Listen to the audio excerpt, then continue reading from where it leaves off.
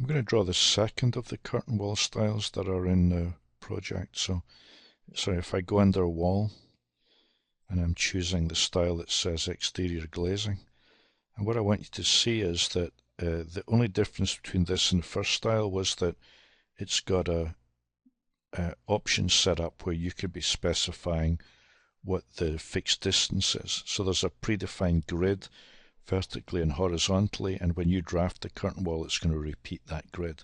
Everything else is as before, not filled out.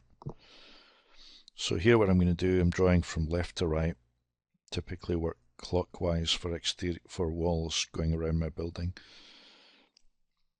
There's my curtain wall. Let me turn to look at it, and you see that I've got it isolated in this view, and I'm seeing a 20-foot height of curtain wall, but the grid that was the 6 feet is repeating, and then vertically is repeating. Right, just have another look at this. So if I were to change this to say make it 3 feet, I'm getting 3 feet repetitions from the point 1 of my wall. And let me elaborate on that a little bit more. If I pick the outline of the wall here, curtain wall, and I look at the instance properties, what I want to point out is that I've got, this is my beginning. So if I were to switch this to say end, you see that I'm starting the pattern on the other side. And if I were to switch it to say center, I'm actually centering it in the space between points 1 and point 2. So you've got some control on the grids there. You've also got the option of going in and like specifying say an angle, so you could turn it.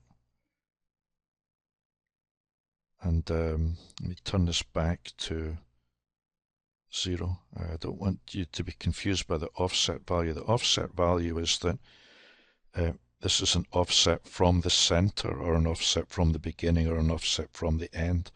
So if I were actually to go in and say a 1 foot offset, what I'm doing is offsetting the grid from the center by 1 foot. If I move that back to say 0, you'll see that it moves back to the center location. So you get some choices on the actual grid layout that I hadn't mentioned before, and I was only doing it vertically. You've also got that option from horizontally, but horizontally the beginning is the bottom, and the end would be the top. So it's going to repeat there. It's taking the pattern, the spacing of 7'6" from the top of the curtain wall rather than from the bottom.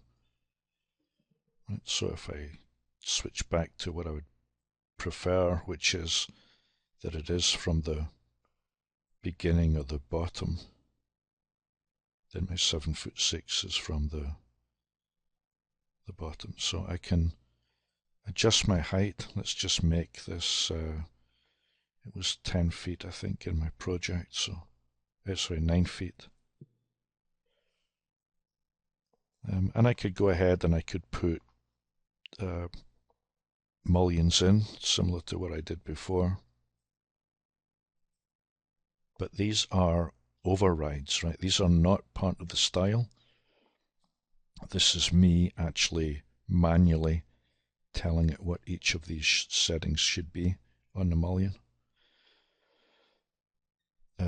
One difference now is because the grids had a predefined spacing, if I tab to select it, you'll see that it tells me that it's pinned,